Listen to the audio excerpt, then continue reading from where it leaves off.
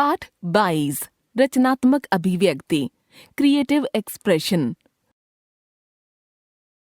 अपने भावों या विचारों को प्रकट करने का महत्वपूर्ण एवं प्रमुख साधन है भाषा। भाषा को प्रभाव उत्पादक बनाने के लिए आजकल पाठ्यक्रम में विविध गतिविधियों को शामिल किया गया है। हम भाषा के दोनों रूपों मौखिक लिखित के विषय में जानते हैं। मनुष्य ने सर्वप्रथम बोलना सीखा, उसके पश्चात लिखना।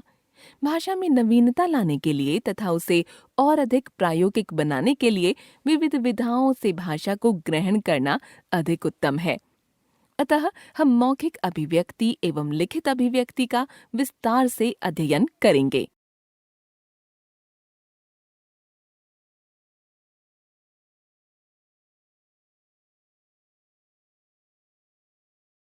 मौखिक अभिव्यक्ति ओरल एक्सप्रेशन।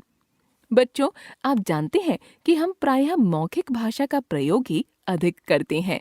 इसी बात को ध्यान में रखते हुए नवीन पाठ्यक्रम में अनेक गतिविधियां मौखिक और लिखित दोनों ही रूपों में छात्रों के मूल्यांकन के लिए दी गई हैं। ये गतिविधियां छात्रों में आत्मविश्वास को बढ़ाने और प्रयोगात्मक योग्यता का विकास करने में कारगर सिद्ध हो सकती हैं। मौखिक अभिव्यक्ति के रूप अथवा प्रकार। मौखिक अभिव्यक्ति के अनेक रूप हैं, जिनमें से कक्षा और विद्यालय स्तर पर कराई जाने वाली गतिविधियां इस प्रकार हैं: वाद विवाद, लघु नाटिका मंचन, कहानी सुनाना, संवाद प्रस्तुति, कविता पाठ, समाचार वाचन, कार्यक्रम संचालन, अंत्याक्षरी, वार्तालाप, परिचर्चा, गोष्ठी, भेंट वार्ता, चरित्र अभिनय, चित्राधारित वर्णन या कहानी प्रस्तुतिकरण।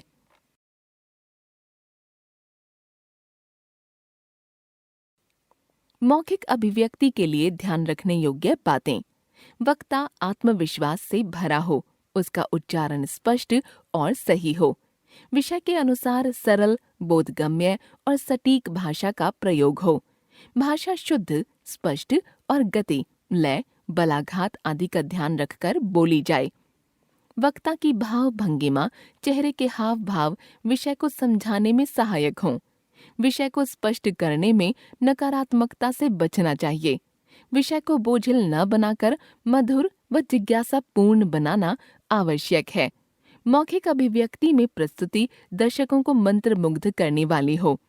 वक्ता दर्शकों या श्रोताओं को अपने साथ जोड़ने की कोशिश करे। छात्रों की सहायतार्थ यहाँ हम मौखिक अभिव्यक्ति के कुछ रूपों की चर्चा करेंगे। वाद विवाद। किसी विषय के पक्ष और विपक्ष में अपने विचारों को व्यक्त करना वाद विवाद कहलाता है।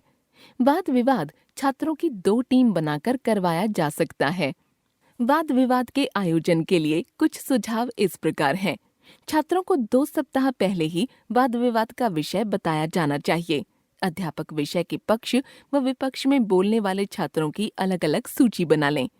छात्रों को मूल्यांकन योजना लिखवा दी जाए तथा बोलते समय छात्र गतिविधि पत्र प्रस्तुत करें। गतिविधि पत्र 1x4 साइज के पेपर पर छात्र का नाम, अनुक्रमांक, गतिविधि की संख्या व मूल्यांकन योजना लिखकर बना होना चाहिए। छात्र गतिविधि पत्र में विषय व अपने द्वारा प्रस्तुत पक्ष या विपक्ष में बोले जाने वाला मूल बिंदु लिख सकते हैं। वाद विवाद प्रतियोगिता के लिए मूल्यांकन योजना निर्देश।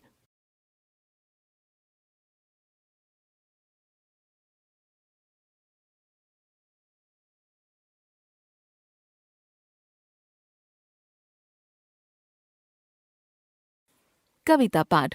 निम्नलिखित बातों का ध्यान रखकर कविता पाठ प्रस्तुति को प्रभावशाली बनाया जा सकता है। छात्रों को 1 सप्ताह पहले ही कविता पाठ के लिए सूचित किया जाए। सभी आवश्यक निर्देश पहले ही लिखवा दिए जाएं। कविता पाठ सामूहिक व एकल दोनों ही रूपों में किया जा सकता है। कविता चुनने के लिए आवश्यक निर्देश दे दिए जाएं कि कविता किस भाव या रस की हो। राष्ट्रीय पर्वों के आसपास कविता पाठ का आयोजन कराए जाने पर राष्ट्रभक्ति की कविताएं ले सकते हैं। छात्र कविता प्रस्तुति के लिए गतिविधि पत्र तैयार करें तथा शिक्षक पूर्व प्रदत्त मूल्यांकन योजना के अनुरूप ही गतिविधि का मूल्यांकन करें। कविता पाठ के लिए मूल्यांकन योजना निर्देश।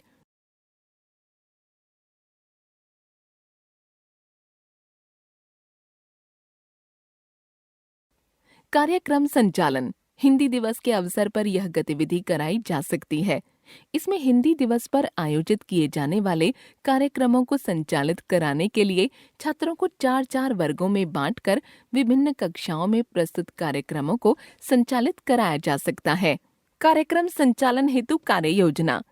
कार्यक्रम संचालन के लिए छात्रों के वर्गों को कार्यक्रम के विषय में पूर्व जानकारी प्राप्त कर लेनी चाहिए। सभी आवश्यक सामग्री एक दिन पूर्व ही संग्रह कर रख लेनी चाहिए। कार्यक्रम संचालक उद्घोषक की वेशभूषा शालीन होनी चाहिए। उद्घोषक के रूप में सभी छात्र प्रत्येक कार्यक्रम का मूल भाव जानकर कार्यक्रम प्रस्तुत करने से पहले उसकी रूपरेखा दर्शकों के सामने रखें। कार्यक्रम संचालन के समय उद्घोषक को बीच में काव्य पंक्तियों, प्रेरक प्रसंगों को सुनाना चाहिए। भाषा सरल, बोधगम्य, विषयानुरूप और सटीक होनी चाहिए। प्रत्येक कार्यक्रम की पूर्णता या समापन पर मंच संचालक को बड़े ही शालीन व मधुर शब्दों में कार्यक्रम की प्रशंसा करनी चाहिए।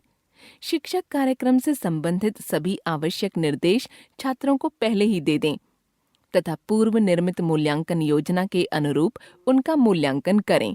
मंच संचालन हेतु मूल्यांकन योजना।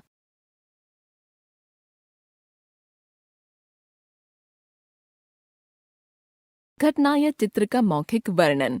किसी घटना या चित्र को देखकर वर्णन करना मौखिक अभिव्यक्ति का एक सुंदर रूप है। प्रत्येक छात्र ने अपने जीवन काल में कई घटनाएं देखी और सुनी होंगी। इन्हीं घटनाओं को वे मौखिक रूप में प्रस्तुत कर सकते हैं।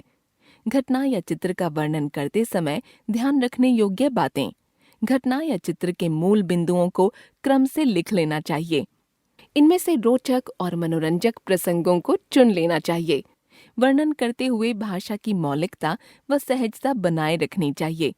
घटना प्रस्तुति भूतकाल में और चित्र वर्णन वर्तमान काल में होना चाहिए।